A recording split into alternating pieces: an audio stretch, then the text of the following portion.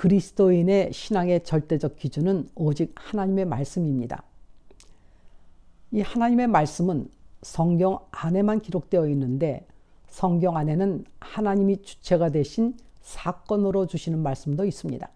예를 들어 출애굽기에서 여호수아까지의 모든 기록은 구원이 무엇이고 왜 구원받아야 되고 구원의 대상은 누구고 무엇으로부터 구원이고 구원의 과정과 구원의 목적과 인간은 어떠한 존재이고 구원의 주체자인 신과 그의 목적이 무엇인지를 말씀으로만이 아니라 역사적 사건으로 구원에 관한 총체적 원리를 말하고 있다고 볼 수가 있습니다. 이 시간에는 전염병에 대해서 말씀드리고자 합니다. 성경에서 전염병을 거론하고 있다면 전염병으로도 말하고자 하는 의도가 있는 것은 자명합니다. 예수님께서 종말의 징조 중에 이러한 말씀을 하셨어요. 누가복음 21장 11절에 처처에 큰 지진과 기근과 온역이 있겠고 또 무서운 일과 하늘로서 큰 징조들이 있으리라. 여기서 온역은 여러 전염병을 의미합니다. 지진, 기근과 함께 온역도 종말의 징조이기 때문에 자기 시대에 이러한 상황이 된다면 그것은 종말을 준비하라는 메시지가 되겠습니다. 하나님께서 전염병을 주셔야 하는 대상과 왜 하필 전염병을 주시는지를 생각해 보겠습니다.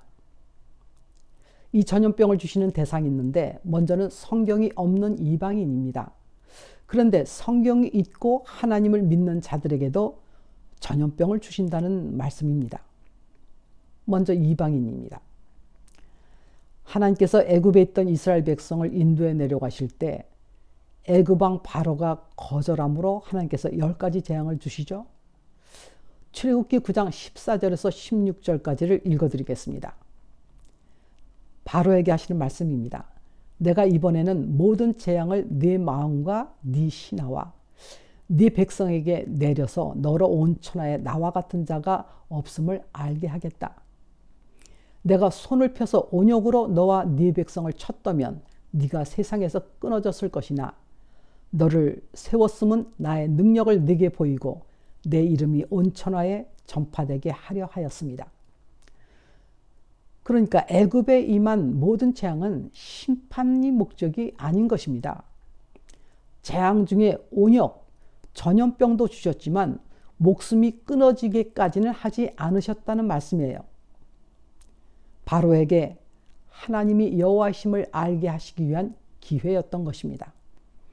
그러나 바로의 마음이 끝까지 강팍함으로 결국에 홍해바다에서 수장된 것을 우리는 잘 알고 있습니다. 계시록 16장 10절에서 11절에 세상에 종말이 왔을 때 그 즈음에 내려지는 재앙 중에 이런 구절이 있어요. 아픈 것과 종기로 인하여 하늘의 하나님을 회방하고 저희 행위를 회개치 아니하더라. 역시 질병의 재앙도 주시는데 그 목적은 회개지 심판은 아니라는 것입니다. 그 다음에 하나님을 믿는 이스라엘 백성에게 전염병을 주시겠다는 것입니다. 이스라엘 백성을 하나님께서 애굽에서 인도하시고 홍해를 지나서 사흘 만에 도착한 것이 마라라는 곳입니다. 그것에 도착하니 물이 써서 이스라엘 백성이 모세를 원망하기 때문에 원망함으로 하나님께서 물을 달게 해주시죠. 그리고 나서 하신 말씀입니다. 출애굽기 15장 26절입니다. 너희가 너희 하나님 나 여호와의 말을 청종하고 나의 보기에 의를 행하며 내 계명에 귀를 기울이며 내 모든 규례를 지키면 내가 애굽 사람에게 내린 모든 질병에 하나도 너희에게 내리지 아니하리니 나는 너희를 치료하는 여호와임이라. 그런데 그냥 질병이 아니라 왜 애굽 사람에게 내린 질병으로 말씀하시는가 하는 것입니다. 애굽에서 인도에 내신 후 이스라엘 백성에게 내려진 사건이 있습니다. 민수기 16장 48절입니다. 고라의 일로 죽은 자 외에 연병에 죽은 자가 14,700명이었더라. 이 연병은 장티푸스죠. 전염성을 가진 병들을 통틀어 일컫는 말이라고 합니다. 하나님께서 애굽인에게도 내리지 않으셨던 사건이에요. 가나안 정복을 앞둔 백성들에게 모세가 하는 말입니다. 신명기 7장 9절 15절 읽어드리겠습니다. 그런즉 너는 알라 오직 네 하나님 여호와는 하나님이시요 신실하신 하나님이시라. 그를 사랑하고 그 계명을 지키는 자에게는 천대까지 그 언약을 이행하시며 인애를 베푸신다. 15절 여호와께서 또 모든 질병을 내게서 멀리하사 너희가 아는 바 그 애굽의 악질이 내게 임하지 않게 하시고 너를 미워하는 모든 자에게 임하게 하실 것이라. 하나님 말씀은 일관되세요. 하나님을 사랑하고 그 계명을 지키느냐 안 지키느냐에 따라서 그 애굽의 악질을 임하게도 하시고 임하지 않게 하신다는 것입니다. 신명기 28장 15절 27절 60절을 읽어드리겠습니다. 15절 네가 만일 네 하나님 여호와의 말씀을 순종하지 아니하여 내가 오늘날 네게 명하는 그 모든 명령과 규례를 지켜 행하지 아니하면 이 모든 저주가 네게 임하고 네게 미칠 것이다. 27절 여호와께서 애굽의 종기와 치질과 괴혈병과 개창으로 너를 치시리니 네가 치료함을 얻지 못할 것이다. 이 개창이라는 것이 피부 전염병이랍니다. 60절 여호와께서 내가 두려워하던 애굽의 모든 질병을 네게로 가져다가 네 몸에 들이붓겠다. 왜 계속 애굽에게 내린 모든 질병으로 주시겠다는 말씀인가 하는 것입니다. 그래서 애굽을 생각해 보지 않을 수가 없어요. 이 애굽은 성경 안에서 아브라함 시대로 시작해서 아직 닥치지 않은 미래에 있는 계시록까지 기록되어 있는 가장 오랜 기간 거론되고 있는 지명입니다. 그만큼 성경에서의 애굽으로 말하는 의미를 바로 이해하셔야 할 것입니다. 이스라엘이 하나님이 인도하심으로 애굽에서 나온 지 2달 반 만입니다. 우리가 애굽 땅에서 고깃가마에 앉아있던 때가 그립다. 떡 먹을 때가 그립다. 또 그 이후도 계속 애굽을 그리워합니다. 왜 우리를 애굽에서 인도해서 우리를 목말라 죽게 하느냐. 백성들이 광야에 들어왔기 때문에 먹고 마시는 것을 염려를 할 수 있겠어요. 그런데 애굽을 거론하고 있는 것이 문제가 되는 것입니다. 하나님께서 이스라엘 백성에게 주시겠다고 약속한 가나안을 앞두고 이제 정탐꾼을 보냅니다. 가나안에. 정탐꾼이 가나안을 탐지하고 돌아와서 한 보고가 이스라엘 우리들은 가나안에 있는 사람들에 비하면 메뚜기만도 못하다. 이런 말을 듣고 반응을 보인 것이 민수기 14장 1절 4절입니다. 다 읽어드리겠어요. 온 회중이 소리를 높여 부르짖으며 밤새도록 백성이 곡하였더라. 이스라엘 자손이 다 모세와 아론을 원망하며 온 회중이 그들에게 이르되 우리가 애굽 땅에서 죽었거나 이 광야에서 죽었다면 좋았을 것을 어찌하여 여호와가 우리를 그 땅으로 인도하여 칼에 망하게 하려 하는고 우리 처자가 사로잡히니 애굽으로 돌아가는 것이 낫지 아니하냐. 이에 서로 말하되 우리가 한 장관을 세우고 애굽으로 돌아가자 하더라. 이 말을 들은 하나님께서 이스라엘 백성에게 말씀하십니다. 민수기 14장 35절입니다. 나 여호와가 말한다. 너희들이 모여서 나를 거역한 이 악한 회중에게 내가 단정코 이같이 행하리니 그들이 이 광야에서 소멸되어 거기서 죽으리라. 가나안에 못 들어가죠. 이 말을 듣고 이스라엘 백성이 크게 울면서 잘못했다고 합니다. 그러나 얼마 가지 못해요. 민수기 20장 5절이 이들이 모세에게 하는 말입니다. 우리를 왜 애굽에서 나오게 하여서 이 악한 곳으로 인도하느냐. 그래서 이곳에 농사도 짓지 못해서 무화과도 없고 포도도 없고 석류도 없고 마실 물도 없다. 이날 아침도 하나님이 주신 만나를 먹고 있으면서 하는 말입니다. 이제 간식도 먹고 싶다는 얘기입니다. 사실 이것으로 말하는 것은 이스라엘만의 문제가 아니에요. 애굽은 육신에 속한 모든 사람이 본성적으로 추구하는 세상의 의미가 애굽입니다. 애굽 나라는 하나님 나라의 정반대의 의미가 되는 것이 애굽이에요. 하나님께서 자신을 구원자라고 거론하실 때는 항상 이렇게 말씀하시죠. 애굽에서 종되었던 너희를 인도해낸 하나님이다.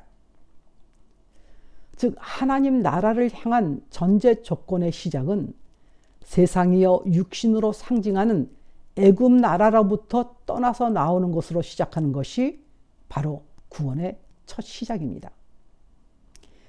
계시록 11장 8절에 큰 성이 길에 있으리니 그 시체가 그 성은 영적으로 하면 소돔이라고도 하고 애굽이라고도 하니 곧 저희 주께서 십자가에 못 박히신 곳이라. 즉 육신을 철저히 부인해야 할 것이 애굽의 의미가 되겠습니다. 그러면 하필 전염병으로 하실까 하는 것입니다. 이 고난 중에 질병의 고난은 사람이 피할 방법이 없어요. 왜냐하면 몸 안에 들어왔기 때문입니다. 그 중에 전염병은 인간 관계까지 단절되기 때문에 정신적 고난까지 오는 것이요. 철저한 개인적 고난입니다. 그래서 전염병은 살아있는 사람에게는 관계성의 문제까지 포함해서 최악의 고난이라고 할 수가 있겠습니다. 그런데 전염병이기 때문에 이 대상은 남녀노소, 지위, 고하를 막론하고 모든 대상이 됩니다. 그리고 동일한 병으로 전해지기 때문에 고난 중에는 공평한 고난이라고 할 수 있는 것이 바로 전염병입니다. 잠언서 3장 6절에 너는 범사의 그를 인정하라. 그리하면 내 길을 지도하시리라. 하나님이 범사에 두시는 것은 사람 보기에 좋은 것만 있는 것이 아니에요. 사람이 보기에 나쁜 것도 주신다는 것을 인정하라는 것입니다. 왜냐하면 우리의 영혼을 위해서 하나님이 다 사용하시기 때문입니다. 그런데 하나님이 주시는 전염병의 재난은 대상에 따라 의미가 달라진다고 말씀드렸어요. 하나님이 없는 율법과 계명, 성경이 없는 이방인에게는 자신의 인생에서 철저히 고립된 이때야말로 하나님을 찾아야 하는 회개의 기회로 주시는 것입니다. 그러면 하나님을 믿는 율법과 계명, 성경이 있는 믿는 자들에게는 왜 이 고난을 주셨을까요? 이들은 하나님의 은혜로 몸은 애굽에서 나왔지만 마음은 여전히 애굽에 있는 이스라엘 백성, 이거는 교회 중에도 마찬가지입니다. 애굽에서 나온 이스라엘 백성에게 하나님께서 일관되게 주시는 말씀이 하나님을 사랑하고 율법과 계명을 지켜라. 그렇지 않으면 애굽인에게 준 모든 악질 전염병을 너에게 쏟아붓겠다. 몸은 애굽에서 나왔지만 교회에 나오지만 내면의 상태는 애굽인과 동일하기 때문입니다. 이스라엘 백성에게는 먼저 이 말씀으로 알려주셨을 때가 이들에게는 회개의 기회가 되겠습니다. 그럼에도 결국 애굽의 모든 질병의 재앙이 닥칠 때는 이방인과는 달리 이미 심판을 받고 있다는 의미가 될 수가 있습니다. 항상 하나님의 말씀이 가까이 있어야 할 이유 중에 하나입니다. 문제는 신명기 29장 2절 4절입니다. 읽어드리겠습니다. 모세가 온 이스라엘을 소집하고 그들에게 이르되 여호와께서 애굽 땅에서 너희 목전에 바로와 그 모든 신하와 그 온 땅에 행하신 모든 일을 너희에게 보았나니 곧 큰 시험과 이적과 큰 기사를 네가 목도하였다. 그러나 깨닫는 마음과 보는 눈과 듣는 귀는 오늘날까지 여호와께서 너에게 주시지 아니하였다. 왜 안 주셨을까요? 마음이 애굽에 있기 때문에. 하나님께서 여전히 이러한 고난의 상황을 세상에 드러나게 하셔서 자신의 목전에 보여지고 들려줘도 자신을 향한 하나님의 메시지로 들려지고 보여지고 있지 않는다면 자신은 하나님을 사랑하지 않고 그의 말씀이 멀리 있다는 증거일 것입니다. 왜냐하면 애굽의 마음이 있기 때문입니다.